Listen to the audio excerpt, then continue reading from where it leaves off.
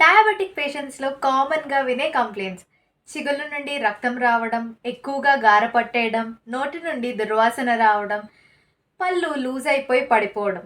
ఇవి ఎందుకొస్తాయి? వీటి ట్రీట్మెంట్ ఏంటో మనం తెలుసుకుందాం. Hello everyone, this is doctor Vegda, your dentist.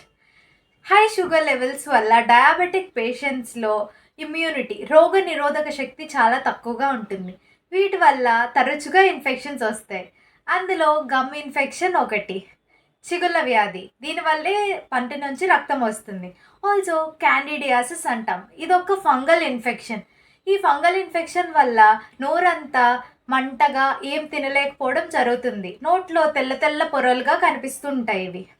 Diabetic పేషెంట్స్‌లో ఉమ్ము తక్కువగా ఉండడం వల్ల ఫ్రీక్వెంట్‌గా నోరంతా డ్రైగా అయిపోయి పళ్ళు పుచ్చిపోయే అవకాశం ఉంటుంది. వీటి ట్రీట్మెంట్ ఏంటి? మీరు ఫాలో అవ్వాల్సినవి 3 మెయిన్ కండిషన్స్. ఒకటి, మీ షుగర్ లెవెల్స్ చాలా కంట్రోల్‌లో పెట్టుకోవాలి. సో, మీ డయాబెటిషియన్‌ని వెంటనే కన్సల్ట్ చేయండి. తరచుగా 6 మంత్స్‌కి ఒకసారి క్లీనింగ్ చేయించుకోవాలి. 3 మంత్స్‌కి ఒకసారి డెంటల్ చెకప్ ఖచ్చితంగా చేసుకోవాలి. ఈ క్యాండిడియాసిస్ మీకు ఉంటే మీ డెంటిస్ట్ మీకు mouth rinses and anti fungal medication అంటే కొన్ని యాంటీబయాటిక్స్ లాంటివి ప్రిస్క్రైబ్ చేస్తూ ఉంటారు. Hope this is clear. For more such content, subscribe to my channel.